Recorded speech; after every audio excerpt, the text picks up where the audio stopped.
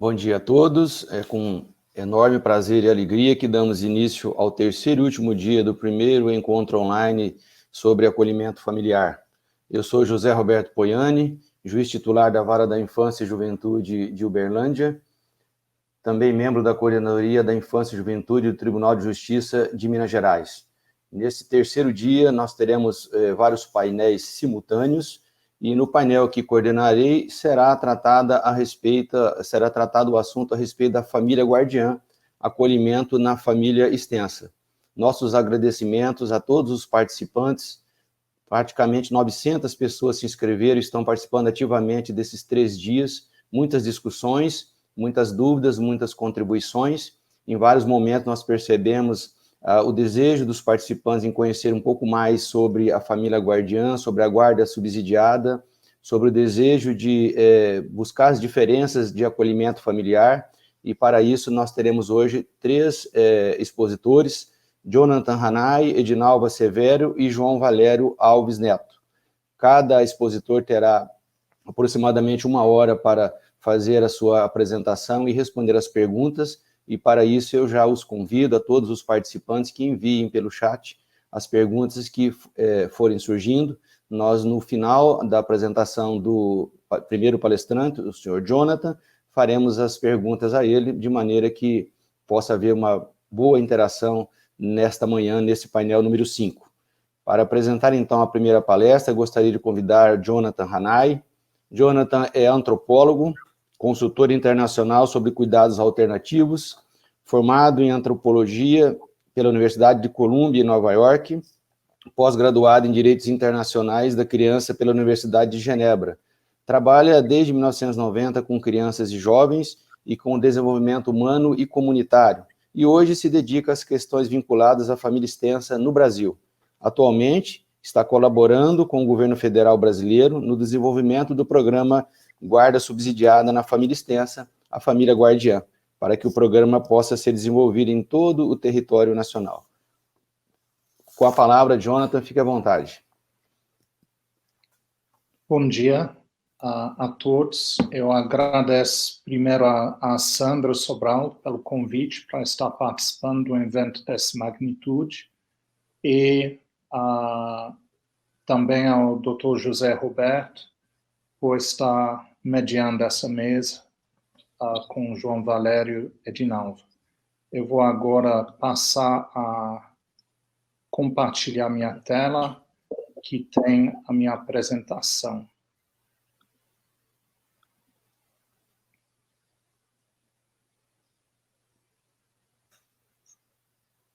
Isso. Então, acho que quando o Dr. Jesus Palácio estava falando no primeiro dia, tinha muita coisa extremamente importante para todos nós. E uma coisa que me chamou muita atenção, até penso que foi uma pergunta do Dr. José Roberto que esclareceu isso, que quando ele falava da experiência do acolhimento familiar na Espanha, lá se tem, dentro do contexto de acolhimento familiar, a família extensa. E então eu só queria passar rapidamente para primeiro a gente entender do que eu vou estar falando, tendo um contexto internacional e chegando rapidamente no Brasil. Então, como o Dr. Jesus comentou, na Espanha, dentro do sistema de acolhimento familiar espanhol, mais ou menos 70% das famílias acolhedoras são membros da família extensa. Na África do Sul, quando ocorreu a pandemia do HIV, originalmente muitas crianças perderam os pais, o governo abriu para as famílias extensas se qualificar como famílias acolhedoras. Isso acabou por sobrecarregando todo o sistema do bem-estar social do país, e há 2 anos atrás o governo fez uma proposta de separar programa de família extensa de acolhimento familiar. Introduziu um apoio financeiro, valor equivalente a uma cesta básica brasileira.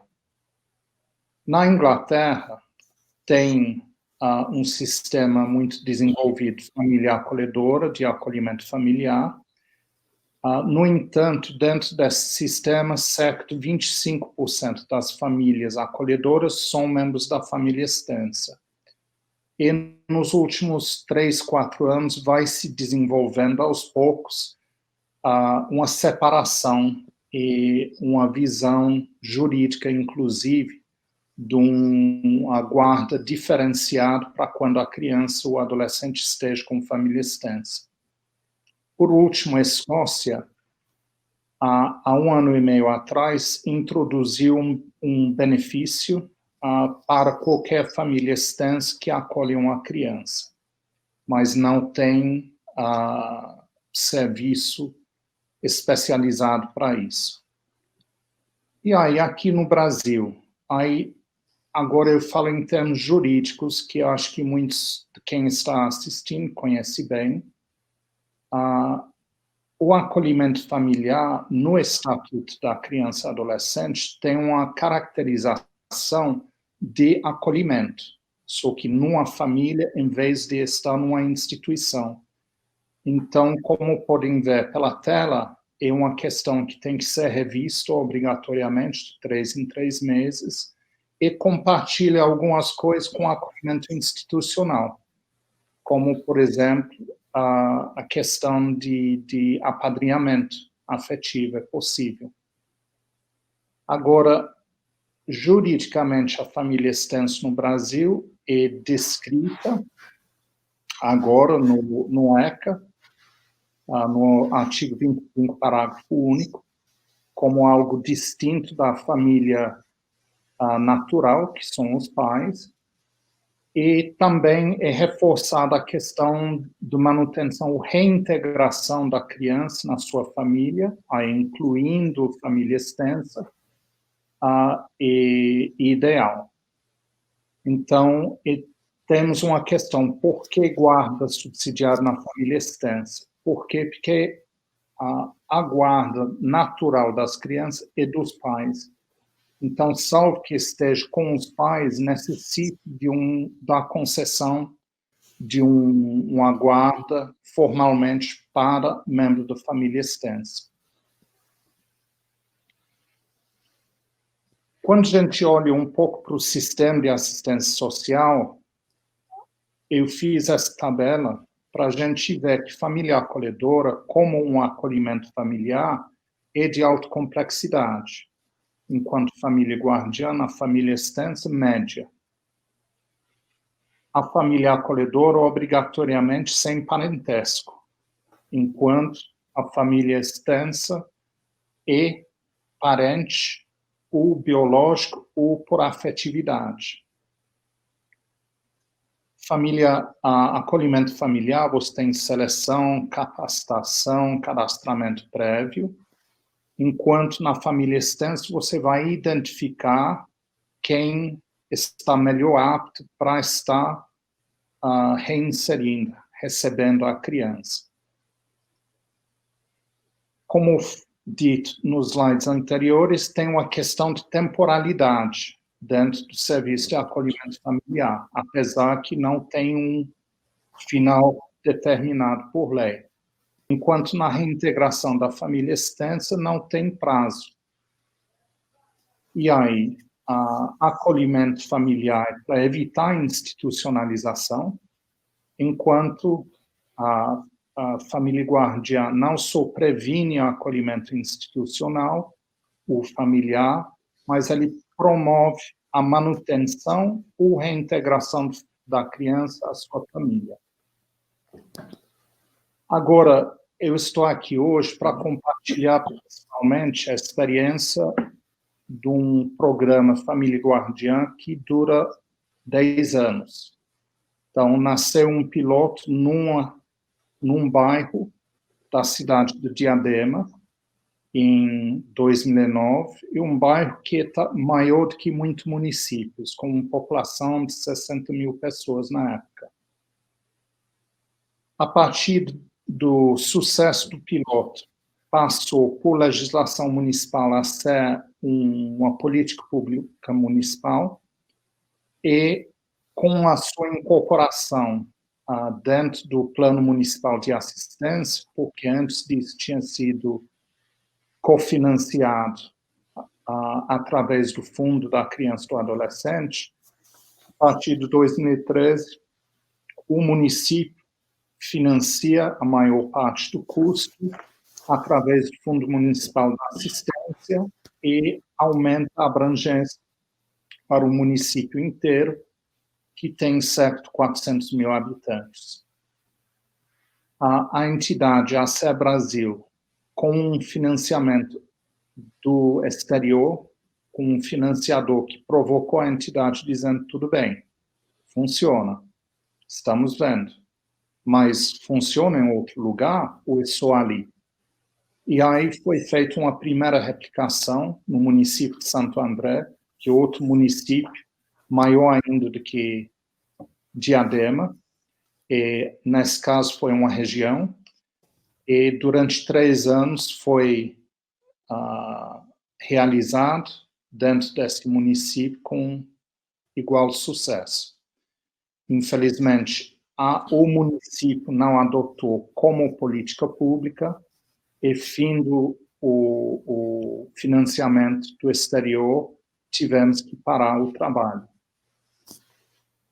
E, em 2019, a partir de um convite feito pelo município de Felipe Guerra, a ACER passou a apoiar a sua replicação e implantação dentro daquele município, do qual João Valério vai falar mais depois. Como podem ver, aliás, eu preciso dizer, o município de Felipe Guerra tem uma população abaixo de 6 mil habitantes. Então, o que a gente se vê que é um programa que cabe em municípios de diferentes portos, é um programa de média complexidade, de proteção especial média complexidade, e, no caso de pequenos municípios, eles não têm CREAS. Santo André e Diadema tiveram CREASs que referenciaram o programa.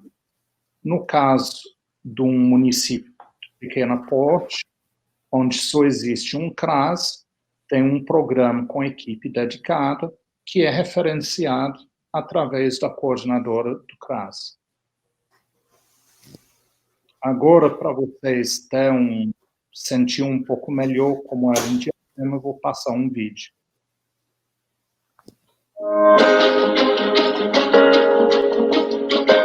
A minha infância foi bem turbulenta, né? Problemas com minha mãe, problema com meu irmão, meu pai.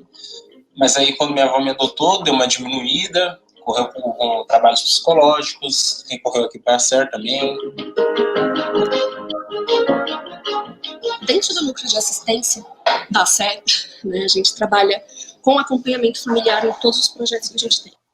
Hoje a gente executa 2, o serviço de convivência para crianças de 6 a 15 anos, e aí nós temos o programa de guarda subsidiada, que a gente chama de família guardiã, que é para dar um amparo para essas famílias. O trabalho é feito com as famílias que acolhem as crianças. Dentro desse grupo grande de famílias e pessoas, identificamos que tinha um grupo de crianças que nem um programa, nem uma iniciativa, nem nosso, nem público, nem do outro lugar, dava conta. A maioria das crianças que passam por esse tipo de situação, de abandono, de negligência, de violência, eles acabam sendo público de casas de acolhimento. E aí eles vão ver sem os cuidados parentais, que pra gente é o mais complicado. Esse direito de pertencer, esse direito de ter esse contato social, ter o contato com a sua comunidade, ter contato com as suas raízes, ter contato com a questão dos seus valores, tudo isso forma o ser humano.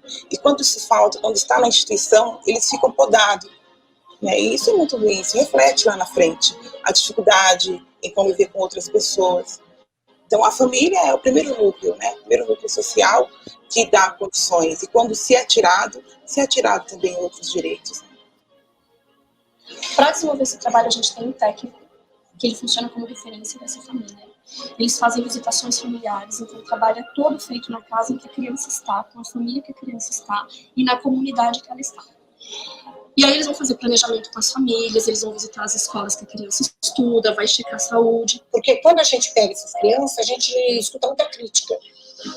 Tipo, você é bobo, você está na hora de aproveitar a sua vida, a pegar essas crianças. E a SER me valorizou esse trabalho. Eu acho que eles valorizam isso. Eles acolhem a gente com uma coisa natural. Não, estamos aqui, vamos lhe ajudar. Que se o ser humano ele consegue ressignificar toda a sua história, olhar lá para trás com respeito e entender que é possível fazer diferente, né? É possível que uma criança que ela não tenha recebido afeto na primeira infância, ela possa se desenvolver e possa ser um adulto extraordinariamente magnífico, né, nas escolhas da sua vida.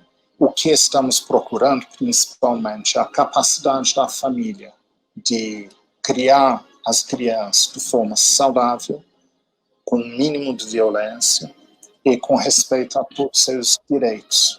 E a SER e o Família Guardiã, a gente consegue, ao longo de 10 anos, trilhar histórias de amor. As famílias são atendidas aqui, mas elas não passam por aqui. Elas ficam e ajudam a gente a compor a história de outras famílias. E eu acho que o que une a gente é muito mais que o trabalho, é amor.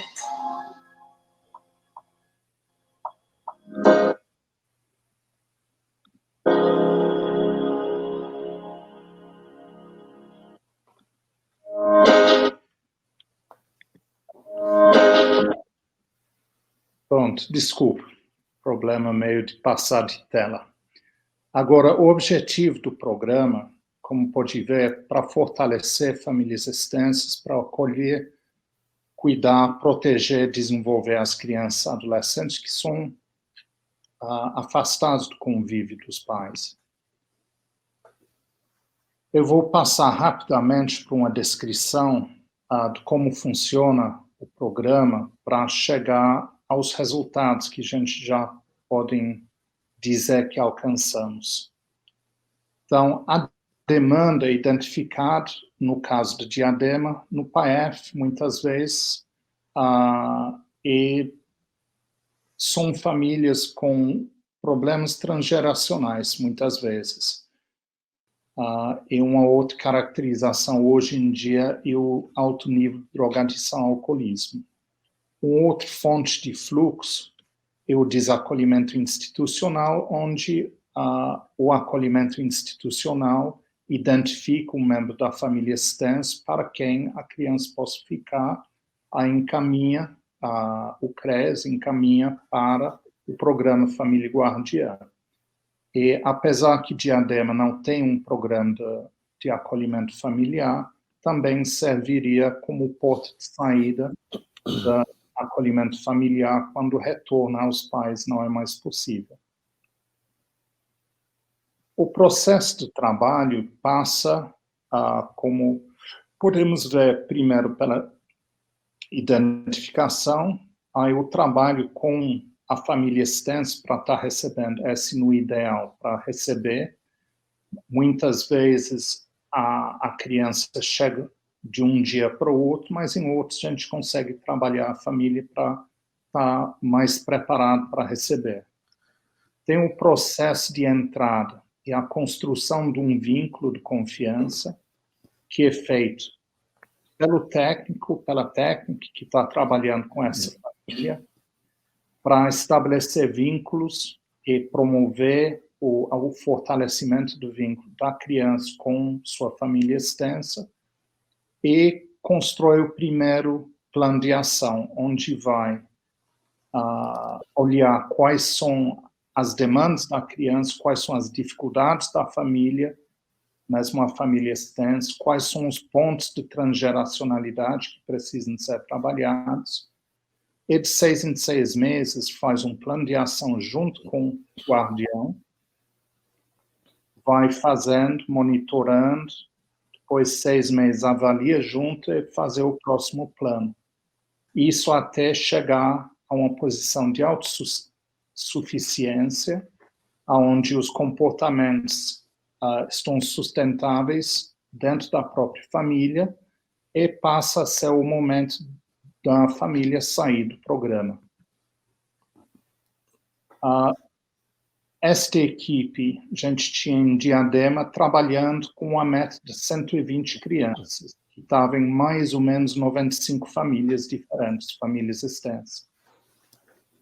Aí, como podem ver, tem um número alto de crianças, mas é bastante factível realizar um bom trabalho, desde que os orientadores são muito bem treinados e preparados e contam com um apoio bem significativo da coordenação e de capacitação e treinamento.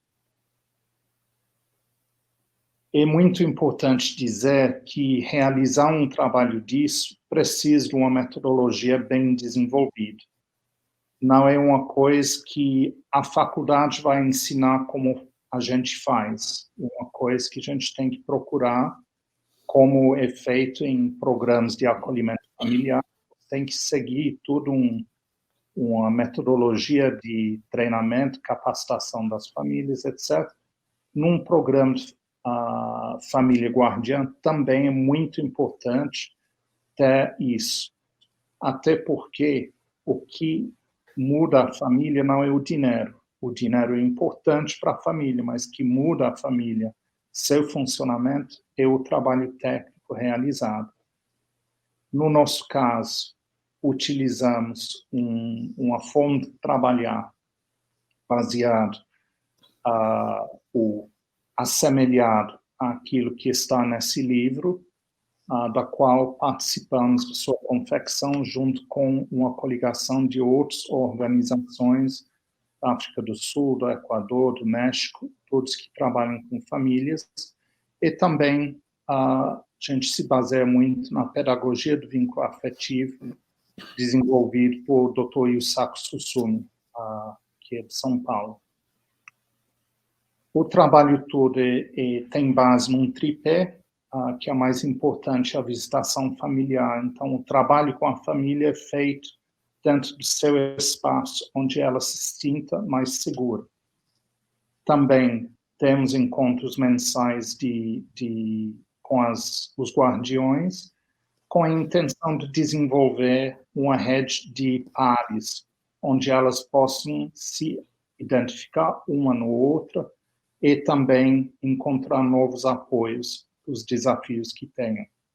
E também tem o subsídio financeiro, que é muito importante considerando a situação que as famílias se encontram, muitas vezes de pobreza muito aguda, mas outras vezes as crianças que têm necessidade especial têm uma necessidade financeira muito grande.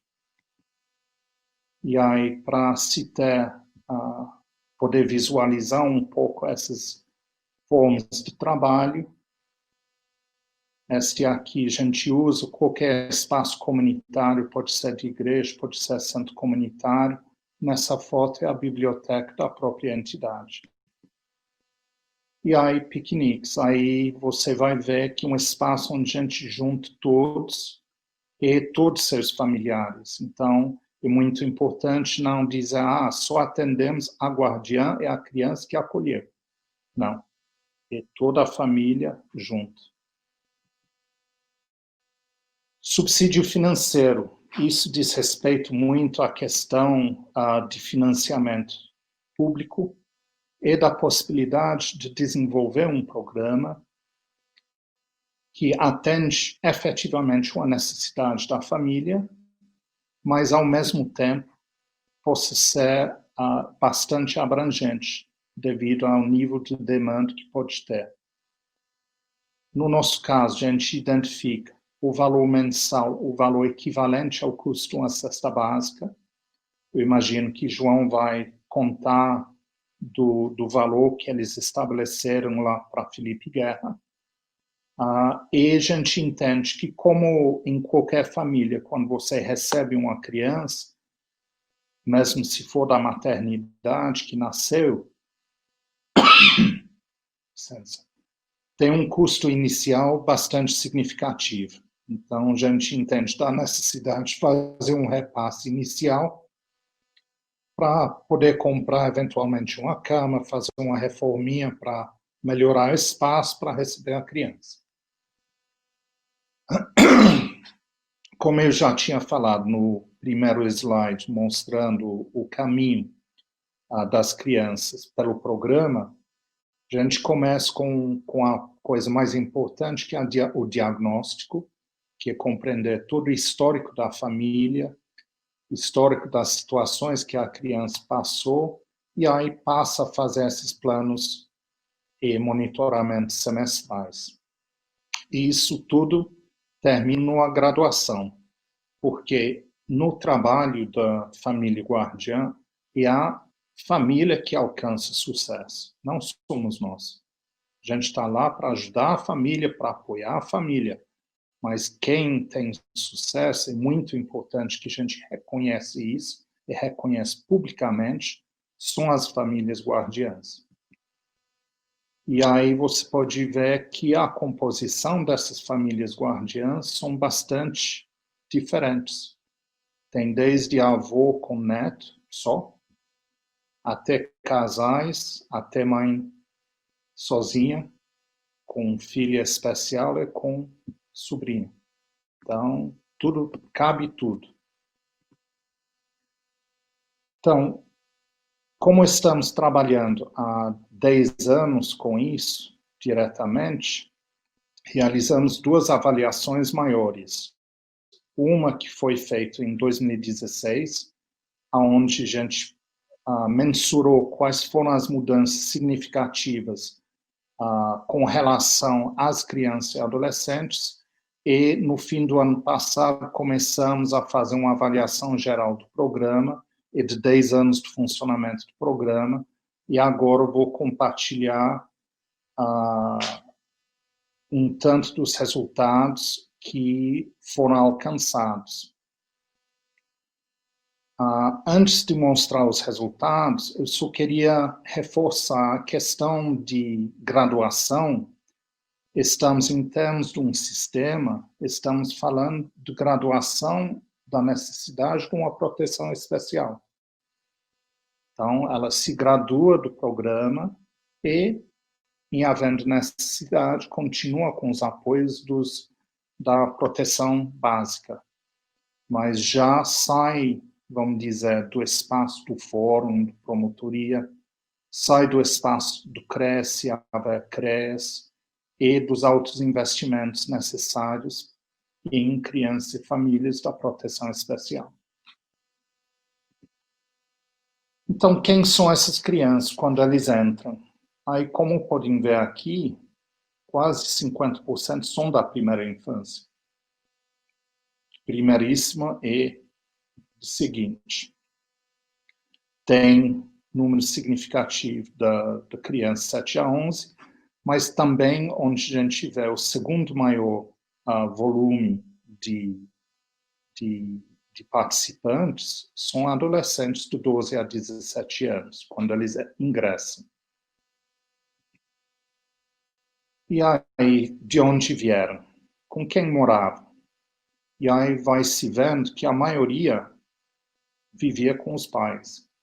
Então, foi aquela situação que ficou insustentável a manutenção da criança ou adolescente com sua família natural, e achou um caminho que evitasse o acolhimento e foi direto para um membro da família extensa.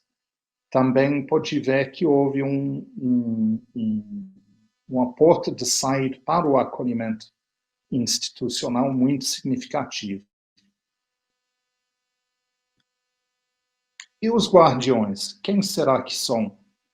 É uma forma, eu posso já dizer que mais de metade são avós e avós, mas temos tios, irmãos, madrinhos, padrinhos, e temos uma diversidade bastante significativa de idade.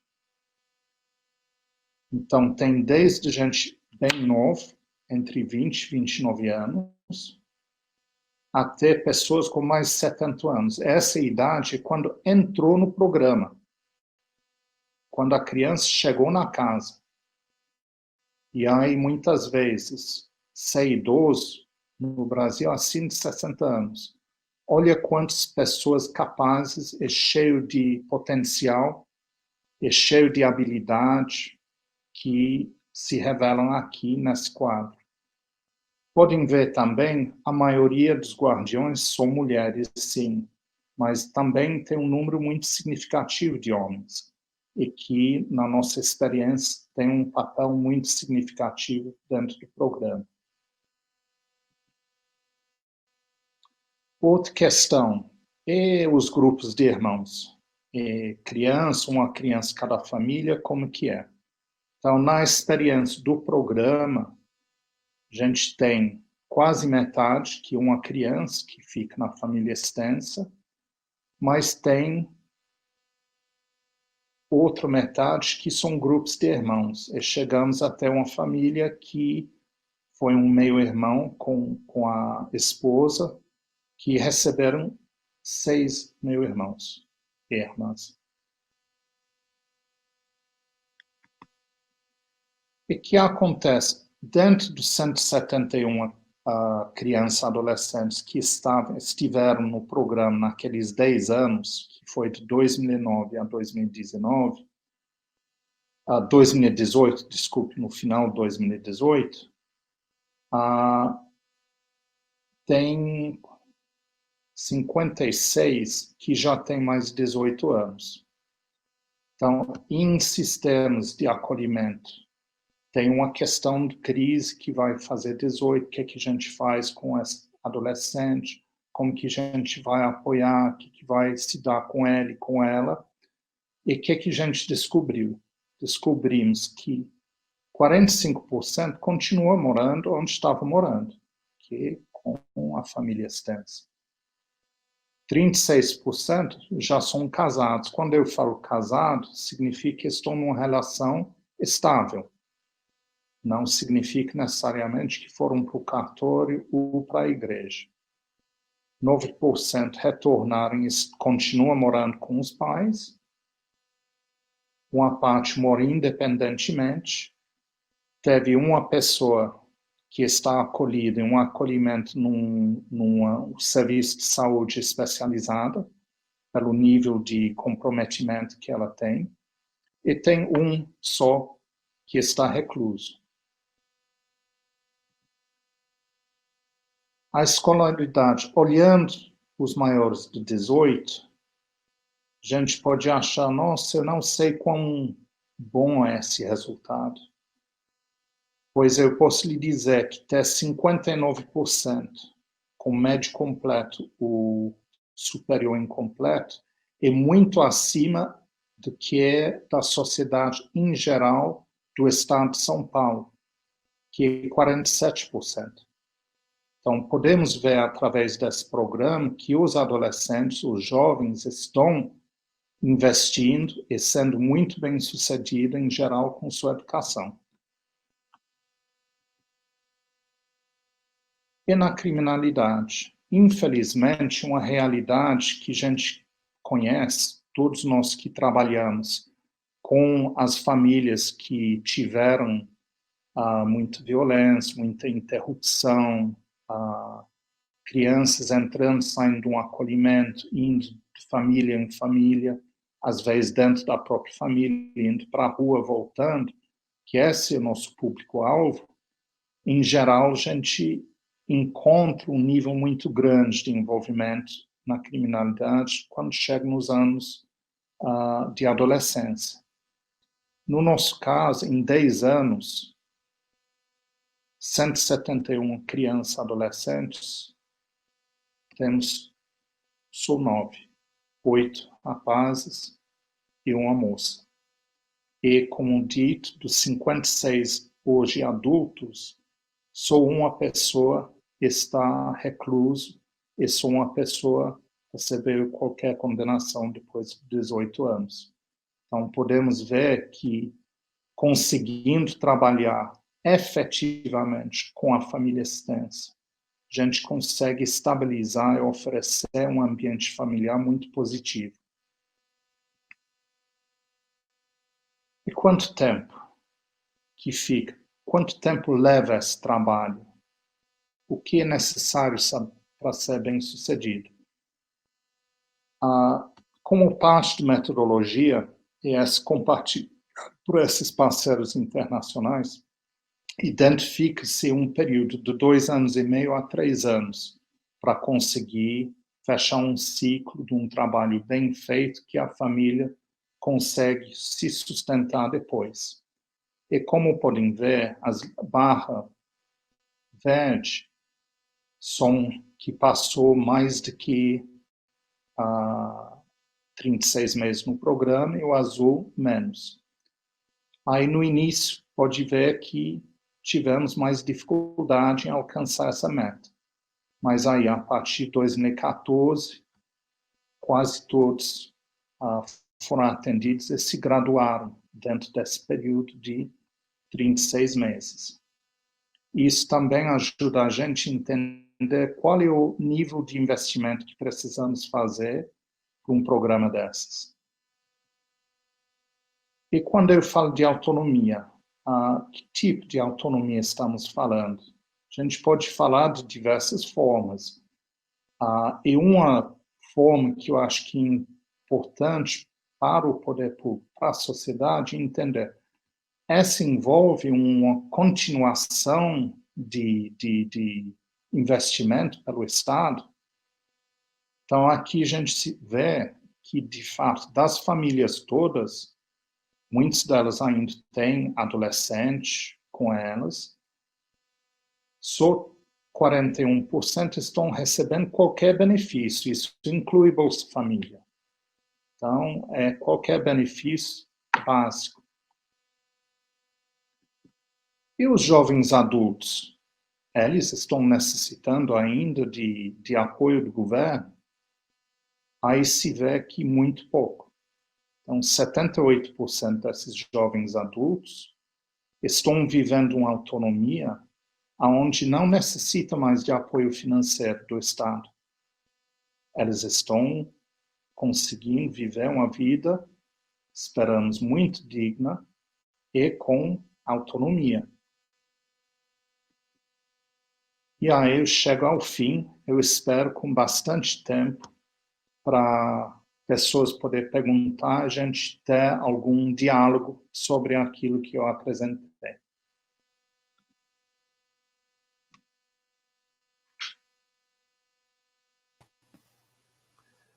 Parabéns, Jonathan, pela excelente exposição, pela clareza, pela tranquilidade na exposição desse tema que é muito novo no nosso país ainda e sempre causa bastante dúvidas. Além dos elogios à sua fala, trago aqui algumas perguntas. A primeira delas é através da pergunta de Ana Clara Fusaro Rodrigues, de São Paulo. Ela pergunta sobre qual trabalho é feito para garantir que a família extensa não coloque a criança em convívio com um genitor, por exemplo, que violou os direitos da criança, quando a reinserção ao núcleo familiar não é mais viável, como que se trabalha para que a família extensa tenha essa garantia. Ela prossegue com outra pergunta, ainda dizendo que quando a criança não possui nenhum vínculo com essa família extensa, como é que vocês fazem para trabalhar essa formação de vínculo e se, no caso, há esse trabalho? São as duas primeiras perguntas, Jonathan. Tá certo. Vamos começar com vínculo. A princípio, como diz a lei, deveria haver a pré-existência de um vínculo para a reinserção na família extensa, sendo que a família extensa pode ser socioafetiva ou biológica. Então, nós não ainda encontramos uma situação onde a criança foi colocada com uma pessoa totalmente estranha a ela. Inclusive, como vê pelo número alto de adolescentes, os adolescentes todos opinam sobre aonde necessita ser colocados. E eu peço para repetir a primeira parte, porque eu queria pegar um pouco melhor antes de responder. A primeira parte é o seguinte, deixa eu voltar aqui na pergunta da Ana Clara Fusaro. O trabalho que é feito para garantir que a família extensa não coloque em risco a criança no convívio com o genitor, por exemplo, que tenha violado os direitos dessa criança e que não tenha sido possível a reintegração familiar no núcleo familiar. A criança está com os tios, por exemplo, e lá como que é trabalhado para que essa criança, pelos tios, não seja novamente mantido contato dela com os pais. É essa a dúvida. Então, em primeiro lugar, o estatuto está explícito em dizer que os pais têm direito a contato, a menos que for vedado explicitamente por ordem judicial. Como que a gente trabalha efetivamente? Porque é muito comum isso. A questão das dinâmicas familiares, das dificuldades, por exemplo, com a genitora ou um genitor que tem um abuso de drogas, reaparece do nada, quer pegar a criança, tudo isso. E aí o papel da guarda é essencial. Se a família extensa não detém a guarda judicial da criança, muito pouco se faz. E muito pouco se pode fazer tecnicamente também. E aí a importância da guarda, porque com a guarda é trabalhado com a família extensa a sua obrigação de cuidar da criança, sua possibilidade de opor a terceiros, inclusive os pais, se isso vai colocar a vida, o bem-estar da criança em risco. Então, é trabalhado muito a questão do fortalecimento dos guardiões e da responsabilização também dos guardiões, porque eles estão lá para salvaguardar a criança. Não estamos lá para apoiar a sua família, estamos lá na garantia plena dos direitos da criança, a uma convivência familiar e comunitária, e estar seguro de malefícios.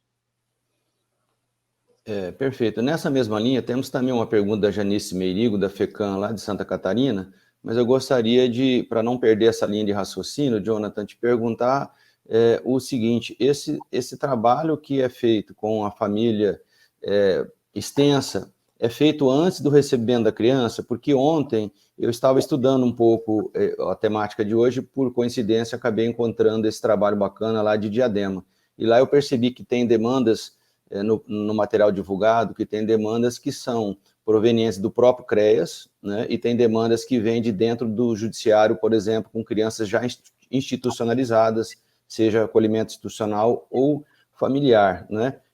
Como é que é feito, então, essa interlocução do Poder Judiciário? Tem situações em que vocês trabalham sem intervenção judiciária, ou é sempre dentro do termo de guarda, da medida de proteção, mesmo que não seja caso de acolhimento?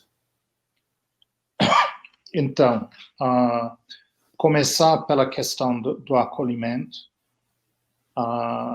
Aí tem a figura das audiências concentradas.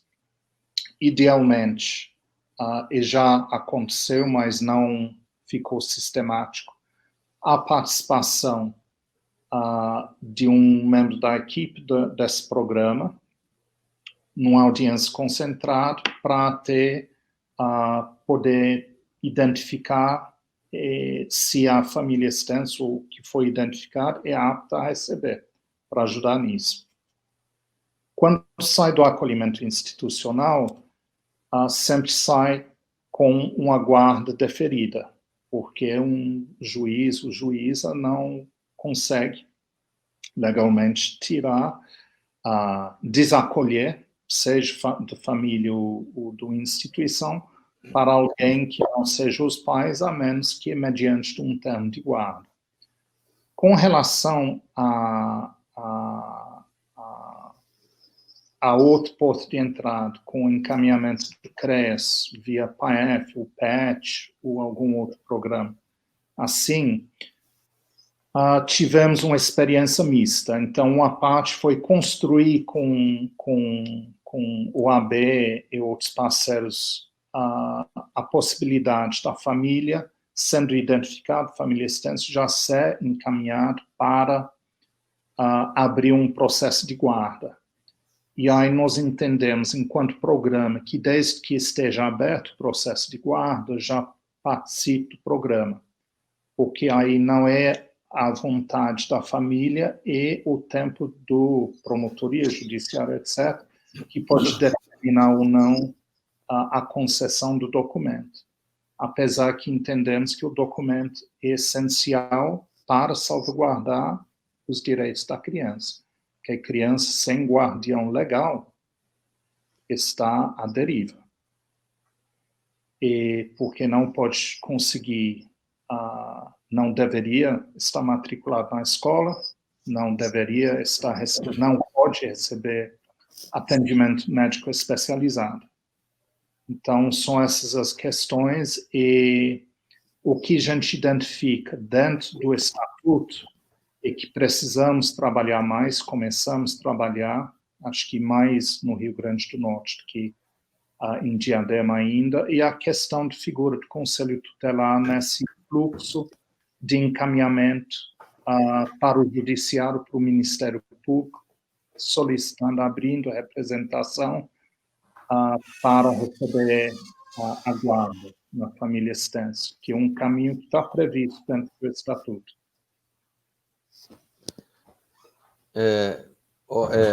Obrigado pela resposta, Jonathan. Tem mais uma pergunta da Janice Merigo, lá da FECAM, no seguinte sentido.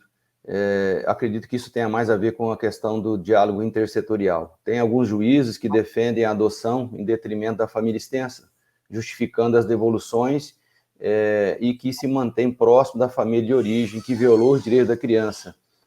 Como que vocês trabalham essa questão do diálogo com o judiciário? Então, nesse sentido, a meu ver, antecipadamente, eu já penso que nós temos que cumprir a lei que privilegia a família natural ou extensa, mas qual seria a sua opinião nesse sentido?